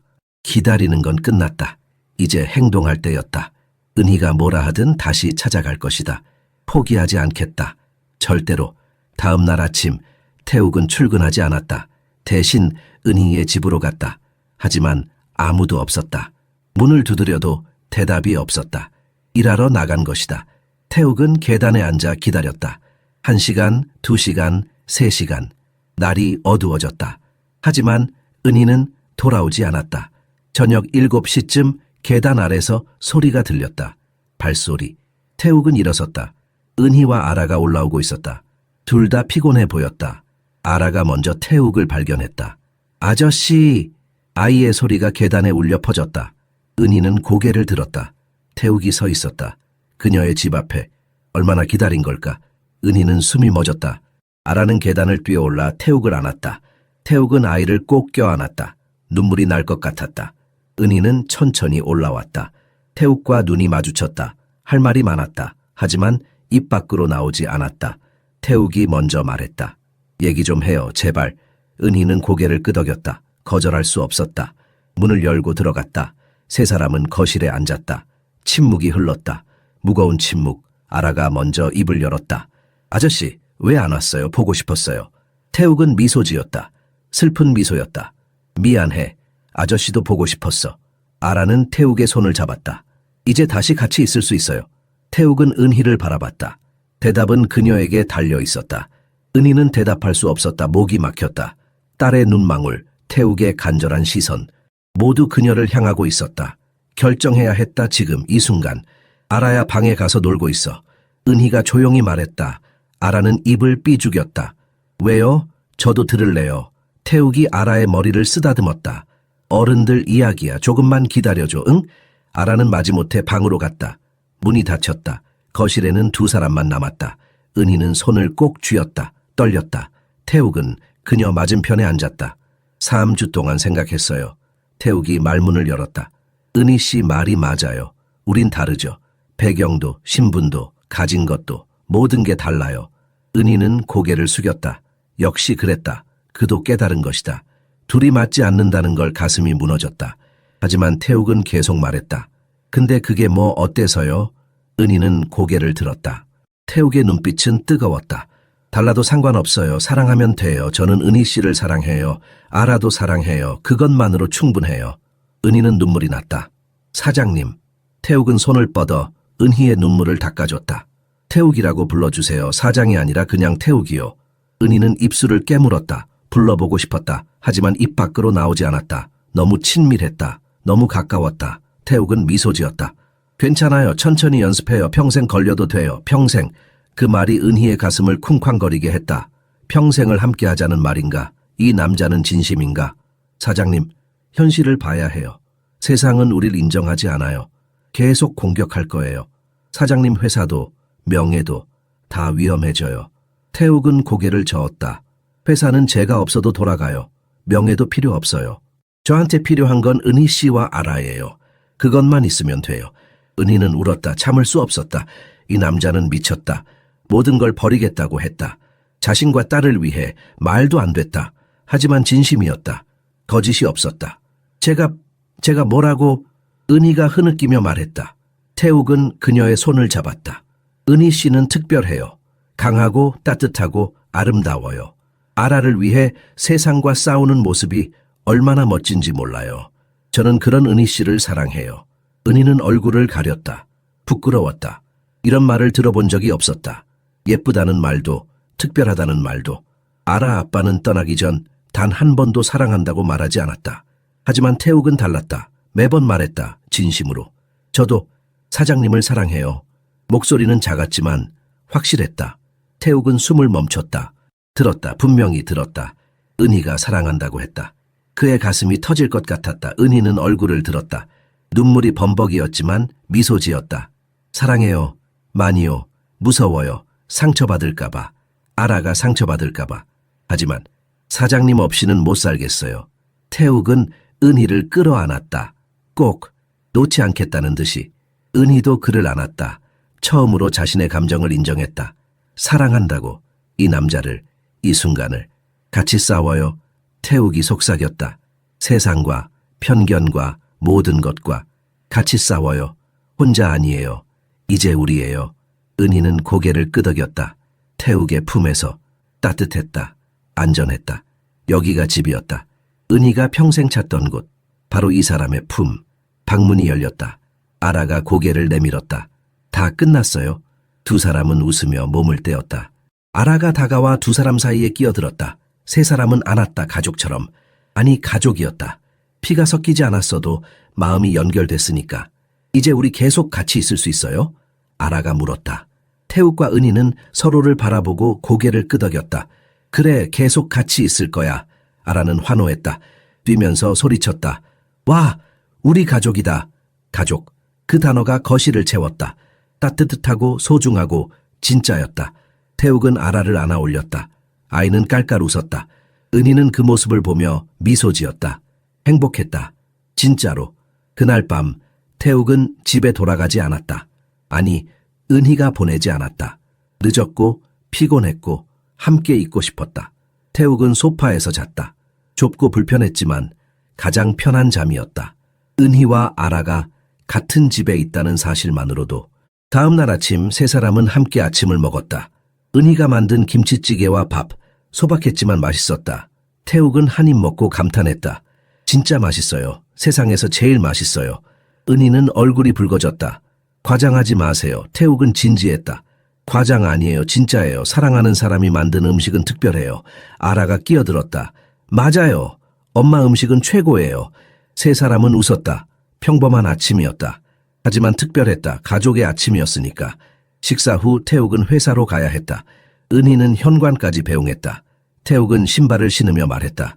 오늘 저녁에 다시 와도 돼요? 은희는 웃으며 고개를 끄덕였다. 와요. 기다릴게요. 태욱은 그 말에 가슴이 뛰었다. 기다린다고. 자신을. 그는 은희의 손을 잡았다. 사랑해요. 은희는 부끄러웠지만 대답했다. 저도 사랑해요. 태욱은 미소 지으며 나갔다. 계단을 내려가며 계속 웃었다. 세상이 밝았다. 모든 게 가능할 것 같았다. 사랑하고 사랑받으니까. 회사에 도착했을 때 수진이 기다리고 있었다. 걱정스러운 얼굴이었다. 사장님, 이사회에서 연락 왔어요. 다시 회의하자고. 태욱은 개의치 않았다. 알겠어요. 가죠. 수진은 놀랐다. 사장의 얼굴이 밝았다. 웃고 있었다. 무슨 일이 일어난 걸까? 태욱은 사무실로 들어가며 말했다. 수진 씨, 걱정 마세요. 다 잘 될 거예요. 수진은 이해할 수 없었다. 하지만 믿기로 했다. 사장을 믿기로. 그가 옳은 길을 가고 있다고. 그렇게 믿기로 했다. 이사회 회의실은 긴장감으로 가득했다. 태욱이 들어서자 모두의 시선이 그에게 쏠렸다. 민재도 있었다. 승리자의 미소를 짓고 있었다. 동생이 무너질 것이라 확신했다. 하지만 태욱은 무너지지 않았다. 오히려 당당했다. 등을 곧게 펴고 시선을 피하지 않았다. 시작하시죠. 태욱이 먼저 말했다. 이사들이 서로 눈치를 봤다. 민재가 나섰다. 태욱, 우리가 여기 모인 이유는 명확해. 내 개인적인 문제가 회사에 악영향을 미치고 있어. 주가가 떨어졌고 이미지도 타격을 받았어. 사장으로서 책임져야지. 태욱은 고개를 끄덕였다. 책임지겠습니다. 민재는 놀랐다. 이렇게 쉽게 인정할 줄 몰랐다. 그는 계속 몰아붙였다. 그럼 그 여자와 헤어지겠어? 태욱은 잠시 침묵했다. 그리고 또렷하게 말했다. 아니요, 헤어지지 않겠습니다. 회의실이 술렁였다. 이사들이 수군거렸다. 민재의 얼굴이 붉어졌다. 뭐라고? 그럼 뭘 책임진다는 거야? 태욱은 서류 하나를 꺼냈다. 사직서였다. 탁자 위에 놓으며 말했다. 사장직을 내려놓겠습니다. 회사가 제 때문에 힘들다면 제가 떠나는 게 맞습니다. 폭탄 선언이었다. 이사들은 입을 다물지 못했다. 민재조차 말문이 막혔다. 태욱은 계속 말했다. 저는 회사를 사랑합니다. 아버지가 세우신 회사니까요. 하지만 더 사랑하는 사람이 생겼습니다. 그 사람 없이는 못 삽니다. 그래서 선택하겠습니다. 사랑을. 이사 한 명이 조심스럽게 물었다. 사장님 정말 확신하십니까? 모든 걸 버리고? 태욱은 미소 지었다. 버리는 게 아닙니다. 얻는 겁니다. 진짜 가족을, 진짜 사랑을. 그게 더 중요합니다. 다른 이사가 말했다. 하지만 회사는 어떻게 됩니까? 사장님 없이. 태욱은 민재를 바라봤다. 형이 하시면 됩니다. 능력 있으시잖아요. 저보다 오래 회사에 계셨고 형이 사장하세요. 민재는 당황했다. 이게 무슨 상황인가? 평생 원하던 자리를 동생이 그냥 내주고 있었다. 하지만 기쁘지 않았다. 이상하게 씁쓸했다. 이기고 싶었다. 싸워서. 하지만 태욱은 싸우지 않았다. 그냥 내려놓았다. 자신이 원하는 것을 택하고. 민재가 불렀다. 태욱은 형을 바라봤다. 형, 저를 이해해 주실 순 없나요? 저도 행복할 권리 있잖아요. 민재는 대답하지 못했다. 동생의 눈빛이 진심이었다. 행복해 보였다. 평생 처음으로. 어릴 적부터 태욱은 조용했다. 세상과 단절됐다. 웃지도 울지도 않았다. 하지만 지금은 달랐다. 살아있었다. 진짜로. 회의는 여기까지 하겠습니다. 한 나이 든 이사가 말했다. 결정은 다음 주에 내리겠습니다. 강 사장님, 신중히 생각해 보십시오. 태욱은 고개를 끄덕이고 나갔다. 복도를 걸으며 홀가분했다. 짐을 내려놓은 것 같았다. 무거운 짐을. 이제 자유로웠다. 사무실로 돌아오자 수진이 울고 있었다. 사장님, 정말 회사를 떠나시는 거예요? 태욱은 그녀의 어깨를 두드렸다. 괜찮아요. 제 선택이에요. 수진은 눈물을 닦았다. 하지만 회사는 사장님이 필요해요. 직원들도 다들. 태욱은 미소 지었다. 직원들은 회사에 남아요. 월급도 계속 받고. 괜찮아요. 걱정 마세요. 수진은 더 이상 말하지 못했다. 울기만 했다. 태욱은 창밖을 바라봤다. 서울의 풍경. 오랫동안 이 자리에서 내려다봤던 풍경. 이제 떠나게 될 것이다. 하지만 후회하지 않았다. 아래 어딘가에 은희와 아라가 있었다. 그들이 기다리고 있었다. 그게 더 중요했다. 저녁 태욱은 은희의 집으로 갔다. 약속대로. 문을 열자 아라가 달려왔다. 아저씨. 태욱은 아이를 안아 올렸다. 은희가 부엌에서 나왔다. 앞치마를 두르고 있었다. 요리 중이었다. 태욱은 그 모습에 가슴이 따뜻해졌다. 무슨 일 있었어요? 은희가 태욱의 얼굴을 보며 물었다. 태욱은 소파에 앉으며 말했다. 사직서를 냈어요. 은희는 숨이 멎었다. 뭐라고요? 태욱은 차분히 설명했다. 회의에서 있었던 일, 자신의 결정. 은희는 손으로 입을 막았다. 안 돼요, 안 돼요. 그럴 순 없어요. 태욱은 은희의 손을 잡았다. 괜찮아요. 제 선택이에요. 은희는 울었다. 제 때문에 모든 걸 잃는 거잖아요. 태욱은 고개를 저었다. 잃는 게 아니에요. 얻는 거예요. 은희 씨를, 아라를, 진짜 가족을. 그게 더 소중해요. 은희는 태욱을 껴안았다. 꽉 놓치고 싶지 않았다. 이 남자를, 이 사랑을. 태욱도 그녀를 안았다. 따뜻했다. 집이었다. 미안해요. 고마워요. 사랑해요. 은희가 속삭였다. 태욱은 미소 지었다. 저도 사랑해요. 아라가 두 사람에게 다가와 안았다. 세 사람은 하나가 됐다. 가족이 됐다. 세상이 뭐라 하든 그들은 함께였다. 몇 달이 흘렀다. 태욱은 회사를 떠났다. 민재가 새 사장이 됐다. 처음엔 승리감을 느꼈지만 곧 공허함이 찾아왔다. 원하던 자리를 얻었는데 행복하지 않았다.